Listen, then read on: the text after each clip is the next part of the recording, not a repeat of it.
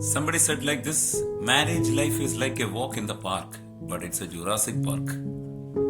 Marriage life becomes like a walk in the Jurassic Park is when you don't speak the right language, you don't give exactly what your partner is actually looking for. And in a situation like that, marriage becomes something like a Jurassic Park.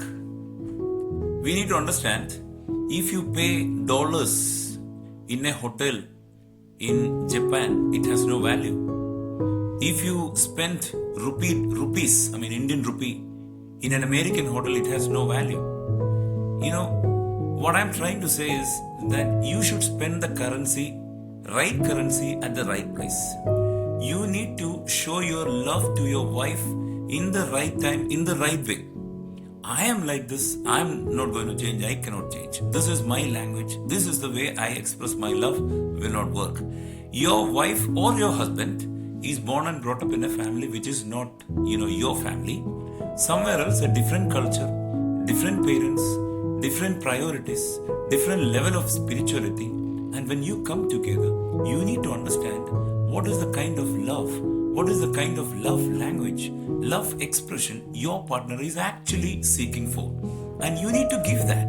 If you fail to give that, family life will become like a Jurassic Park. Right? And I don't want anyone to have a Jurassic Park family life, because family is the most important and beautiful institution God has established for human beings to live, grow, and to be multiplied. And that family life should be made more beautiful, colorful, by knowing the likes and dislikes of the other partner, and you have to act accordingly. You have to respond accordingly. And there is a person called Grigory, and he bought some expensive dresses, clothes for his wife on their first wedding anniversary. But he found that she's not happy about that. Her face is not enjoying the gifts that her husband had offered to her. So he was like, what happened? My wife is not happy about this expensive gift, necklace and precious sarees that I have gifted her. And then he asked, why are you not happy? And she openly said, see, this Grigory, I'm not looking for this. I want to spend some quality time with you. I want you to be with me, listen to me, talk to me, look at my face and tell me your problems and listen to my problems as well. And spending time with you is the most valuable gift you can ever give to me. He understood that and he changed. That day onwards, he started spending quality time with his wife, and their family life has become blessed. Now, a practical advice I want to give you, that every day you can ask your wife, and there is nothing wrong in that. It's not a shameful thing. If you ask your husband or wife, what do you expect from me? What more should I do for you? I would like to do something more for you. If you tell me what I should do, I will definitely do that for you. And make sure that your wife is happy or your husband is happy about the way you are showing your love, you are expressing your love to them. I will read a passage from the Bible as an encouragement towards the end of this message. Let no corrupting talk come out of your mouth, but only such as is good for building up, as fits the occasion, that it may give grace to those who hear. May the Lord add His blessings through the listening of this short marriage tip number 4. One of the major problems among the couples who are in the 30s and 40s would be that they both will be working and they may not get time to talk to each other. They may not have a meaningful or considerable amount of time spent together. So finally what happens is the conversations becomes less, the communication becomes nil, and the discussions are not there. The decisions to be taken at home goes dry. And the advice to such people is that you have to find time to each other, discuss with each other, sharing your heart, sharing your problems to each other. That is essential for a very strong family life. Tom and Anne were young couples. In the beginning, they were so happy and 3 children were born in their family, and they both were doing a good job. And after some time, as the financial needs were more, she also started working. And since both of them were in a demanding job, they didn't have time to talk to each other. And finally, they come to realize that the gap between both of them are increasing, and that beauty of family life has been lost. Since they were wise enough to find out their own fault, they started sitting together and talking to each other. They decided every day we'll have 15 minutes sitting together in a private space without having children around. We will discuss about our problems and our plans, our targets, our spiritual life. We'll discuss about all that, and that really worked out. Their family life has become much more better than how it used to be previously. We know that a smartphone needs to be charged every day. If charge is less, the smartphone will not work. Sometimes this smartphone itself becomes a hindrance in our family life. Husband and wife do not have time to talk to each other because they are busy with their smartphones, social media, and so on. That destroys the family life actually. And just as we say a smartphone needs to be charged, our family life also has to be charged. We may be living in the same house, but if we are not sharing our hearts with each other every day, if possible every minute, if we are not sharing and if we are not trying to know each other, then the family life would be in a disaster. So we need to charge up every time. Family life is not just for a fun. It's not two friends living together in a house with some other kids around. Family life is never like that. You have to have considerable amount of time sitting together. Sometimes go to a park, go for a picnic with the children, and that will increase the strength that we have in the family. If you have no money, don't worry, go for a walk with the family outside and then just have a time of fun. Sometimes husband and wife can go. You can have a private time apart from the time that you spend with your children. That will definitely heal many wounds. That will give solutions to many of your problems. That will be an answer for the struggles that you have in your life. Personal problems. Every one of us are having personal problems. The things which we cannot share with others, the things which we cannot express with others, others may not even understand. But if you have a partner, just as God has made Eve as a supporter for Adam, and of course in the modern families, both of them are supporting to each other, and that will bring down so many problems that we face in our family life. And take a target today, take a decision today, that today onwards I will spend 15 to 30 minutes, considerable amount of time without having phones in our hands, speaking about our personal matters, speaking about family matters, speaking about our future, and that discussions, that valuable time will bring a lot of change in our family life. God bless you. In this video, I am going to talk to you about the need of listening in a family life. What would happen when we listen to each other? God has given us one mouth and 2 ears. Why 2 ears and one mouth? Because we need to listen twice as much as we speak everything, especially with our partner. Our partner is somebody who is waiting for us to listen to them. Not only, it is always a joy to speak to them, but they want to listen to. They want to see that somebody is my partner, my spouse is listening to me. That makes them so good, so proud, so happy. So,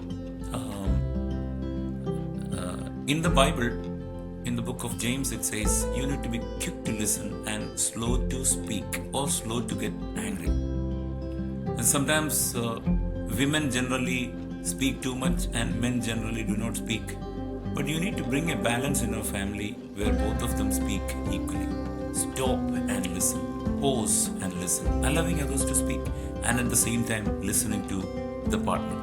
That will make our family life so strong.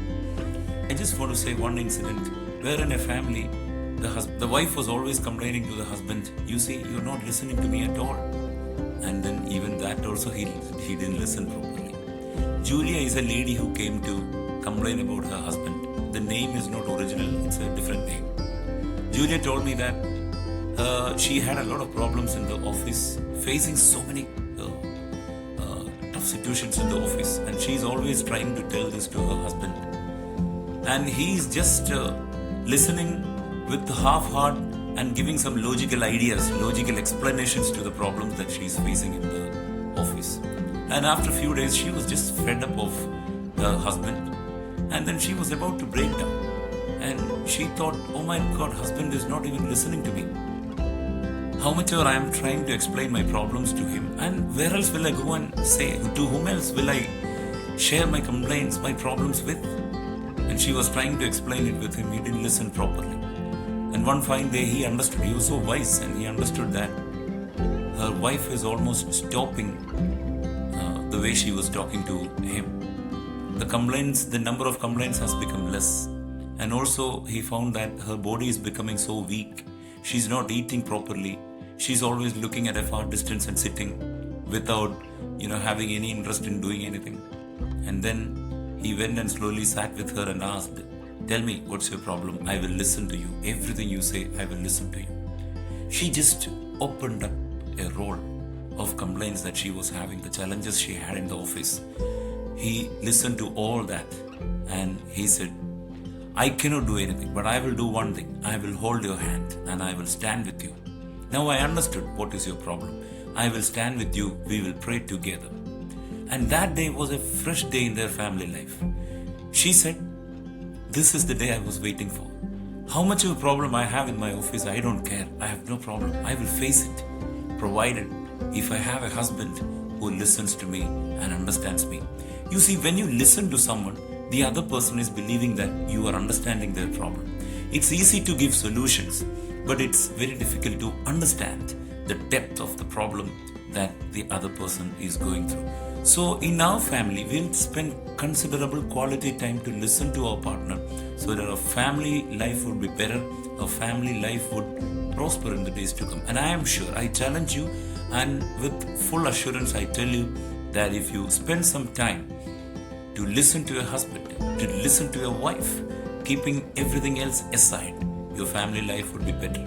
End of the day, we need to understand, getting a lot of money, so much of promotions, increments in the salary, these are all good things. But at the same time, having a partner who understands you, having a partner who is trusting you, waiting for you, that is the greatest asset we can have as human beings before the end of our life in this world. And I pray that you will have a prosperous family life by listening and agreeing with affirmative responses, so that your partner would feel good about you and would start living and having a prosperous family life. God bless you.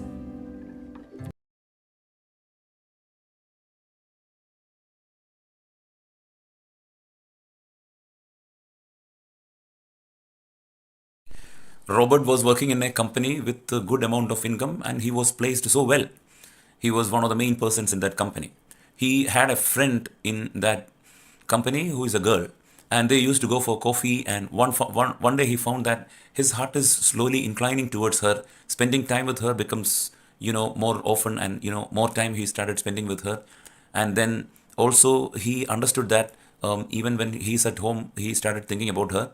And suddenly he realizes the danger that is there in that relationship. He is already having his own wife and children also.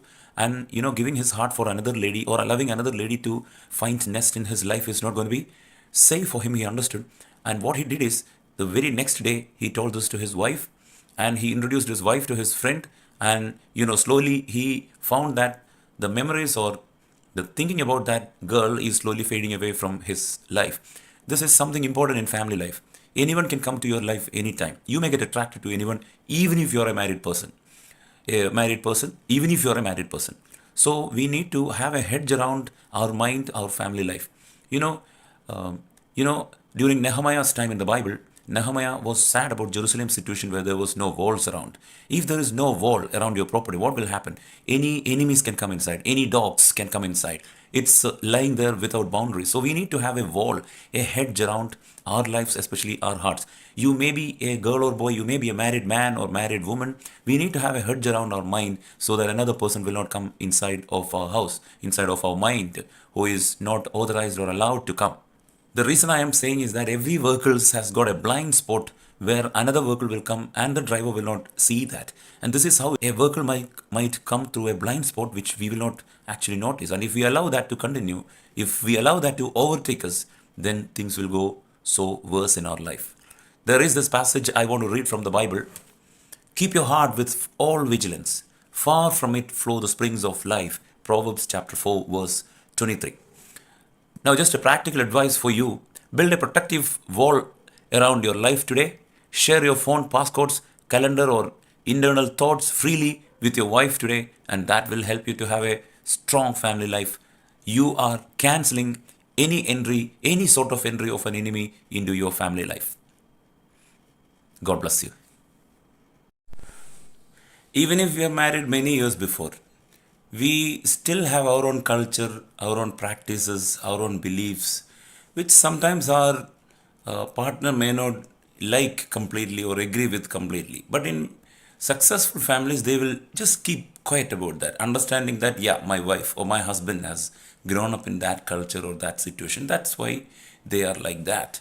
They think like that. But in some of the families, the partner gets annoyed and criticize or make a bad comment on the action of the partner, of the spouse, which will in turn lead to a problem. Now, the best thing you can do is to avoid commenting on some of the things that you don't like from your partner.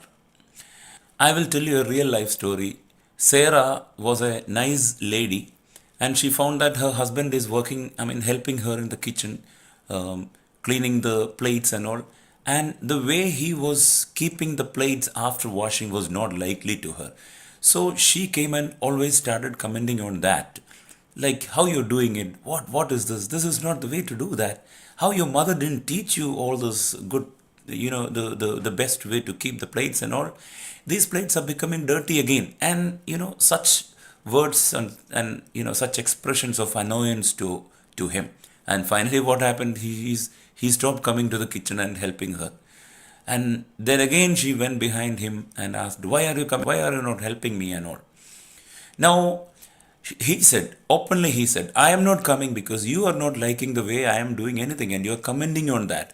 And the comments you make are hurting me. I am not happy about the comments you make. And Sarah suddenly realized her mistake and said, I am sorry. I am sorry about the mistake and I will not do that. And I never knew that you are disturbed with my comments that I am making. I will never do that. And that was a healing process in their family.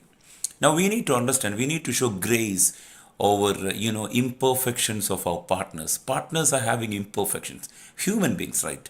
We are all human beings. There is nobody here without any mistake. Nobody here perfect in every way. If you're perfect, you don't deserve to live in this world actually.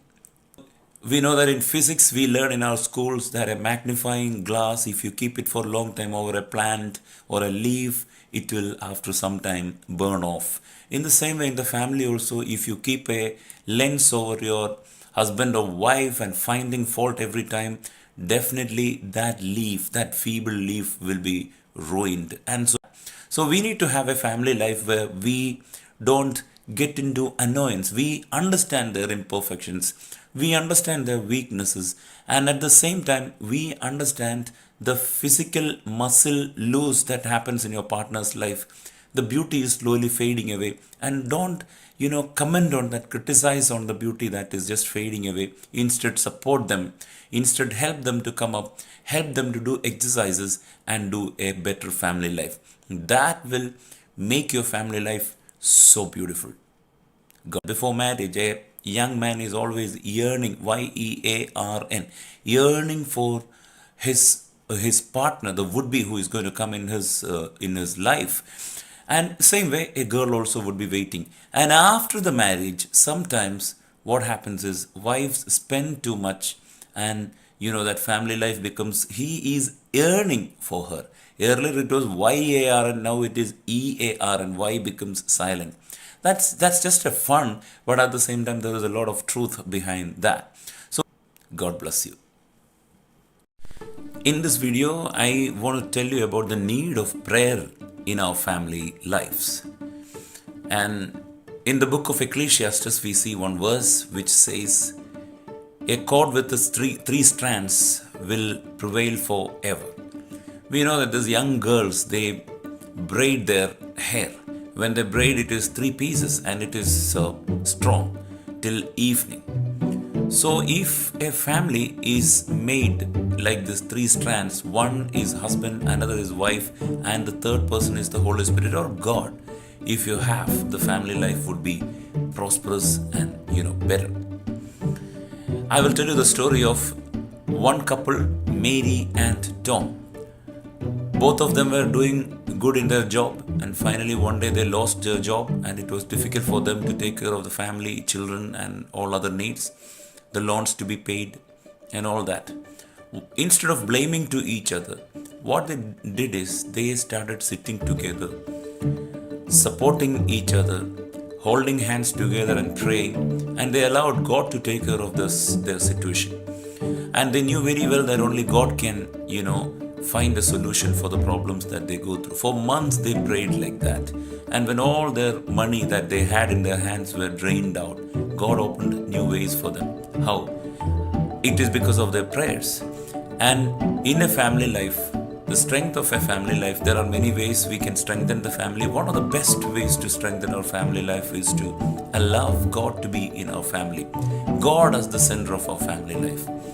And anything that we do, any decisions that we take, anything that we ask for, anybody comes into our family, and anything that we have in our family, be centered around God and God's wishes. So what we need to do is sit with your wife or your husband, pray for each other, pray with each other. That will give a lot of joy and a lot of meaning in our family life, right? So I will just share a joke at the end of this video. Once one boy asked his father, "Father, how much would it cost for marriage?" And he said, "Son, I don't know actually how much, still I am paying for it." We are very good in keeping accounts of the wrong things that others have done in our life. Especially a husband would keep all the accounts of his wife, and wives are generally so good in keeping all the accounts of the wrongdoings of their husband in their life from the day they got married. Right? You just think about a football match where a referee is always calling one of the players and telling him, mistake that he had, the foul play that he had done few matches ago. And every time the referee is reminding him of his foul that he did sometime before, how boring it would be. The confidence level of that player would be considerably down, and he cannot continue his playing.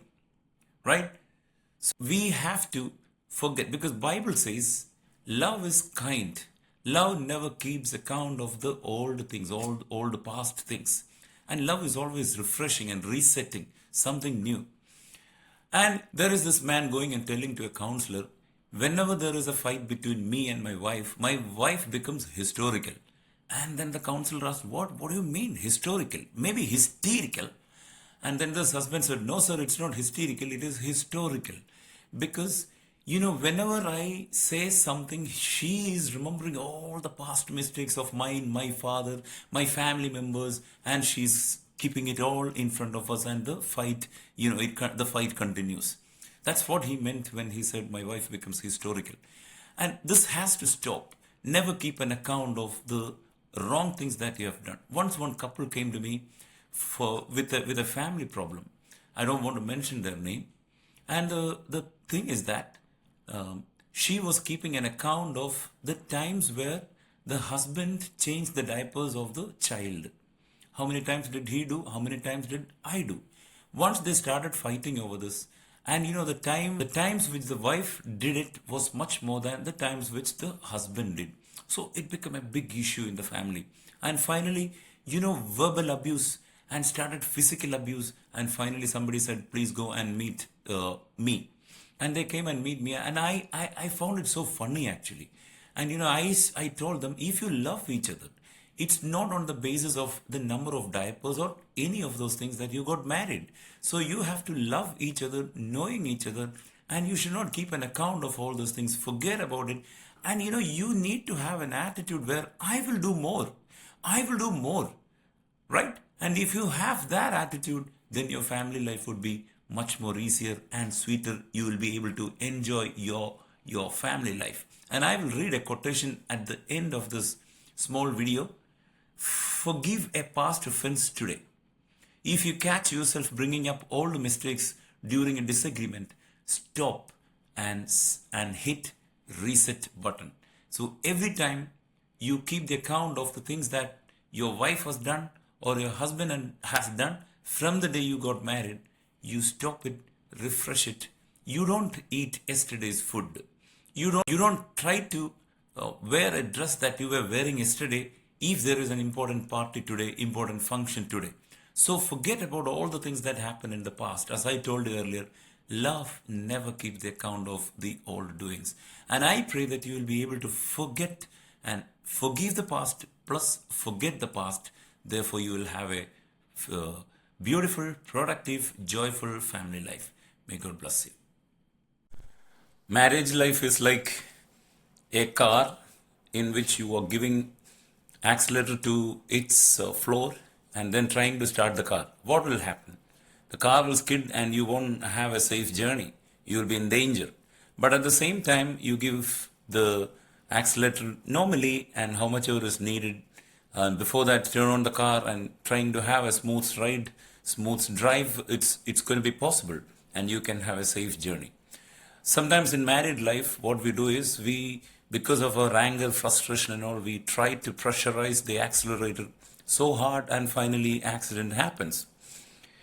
And many times in the marriage lives, what happens is we use words like, you are always like this. You never change. I've been suffering. I've been, tolerating you so badly for all these years. And these kind of sentences we say in our marriage life, which actually hurts. It's not going to heal the wound, but it's going to deepen the wound. So what we need to do is you tell them in a calm way. Once Sam and his wife Mary came to me and they had a problem in the beginning. They were talking in a casual conversation that she was actually upset with the way Sam was keeping their garage in a very messy way. She was upset. Instead of saying a harsh word, one day she went and told Sam that, Sam, look, our garage is so messy. So this Saturday we both will go and clean it up so that it will look so good. And Sam was happy. She said, yes, dear, we will go and we'll clean our garage. This is the way we are supposed to tackle the situations, tackle the messy issues that happens in our family life. Never go to the bed angry and not resolving the issues that you have, and that will not help you to sleep well. The day is gone. If you want to have a fresh day, you should clear up all your troubles, all your garbage in the previous night itself so that you can have a fresh day. There is a verse like this: a soft answer turns away wrath, but a harsh word stirs up anger. Proverbs chapter 15, verse 1. And I pray that we all will be able to use soft words in our family life so that the soft words would heal the other person, at the same time bring solutions to the problems that we have in our family life. God bless you.